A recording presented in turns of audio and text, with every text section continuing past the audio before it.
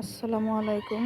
বেগুন গাছের পরিচর্যার মধ্যে আজকে একটি বলবো, সেটা হচ্ছে এই যে মরা পাতা হলুদ হয়ে আছে, এই পাতাগুলো ফেলে দিতে হবে, কারণ এই পাতাগুলো সব পুষ্টি খেয়ে ফেলে আর ফল বড় হইতে দেরি হয়, ফল আসে না। এজন্য এই পাতাগুলা, রোগাক্রান্ত পাতাগুলো সব কেটে ফেলতে হবে।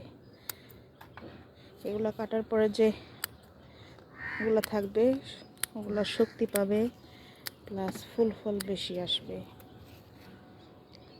আমি নিয়মিত এই কাজটা করি, যে পাতাগুলো নষ্ট হয়ে গেছে ওগুলো কেটে দেই, তাহলে গাছ সবুজ সতেজ থাকে। বেগুনের ফলন আলহামদুলিল্লাহ অনেক ভালো হয়। এই যে দেখুন, বেগুন ধরে আছে ছোট্ট এতটুকু একটা পলিথিন ব্যাগের মধ্যে। আলহামদুলিল্লাহ অনেক বেগুন। এরকম নিয়মিত একটু যত্ন করলে গাছ সুন্দর হয়ে ওঠে।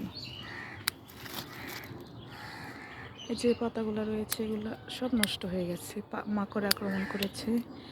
পাতাগুলো সবগুলো এরকম করে কেটে দিলে গাছ সুন্দর হয়। যে নতুন করে আবার পাতা ছাড়া শুরু হয়েছে, এই কুশিগুলো আবার সুন্দর হয়ে উঠবে। এই পাতাগুলোর জন্য এই কুশিগুলো বড় হতে পারছে না, কারণ খাবারগুলো সব এই পাতাগুলো খেয়ে ফেলছে।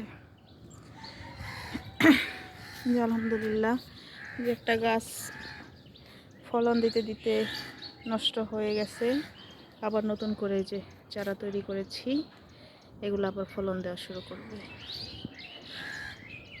এরকম করে পরপর লাগালে আলহামদুলিল্লাহ বেগুন কিনে খেতে হবে না, সারা বছরই নিজের উৎপাদিত খাবারই খেতে পারবেন।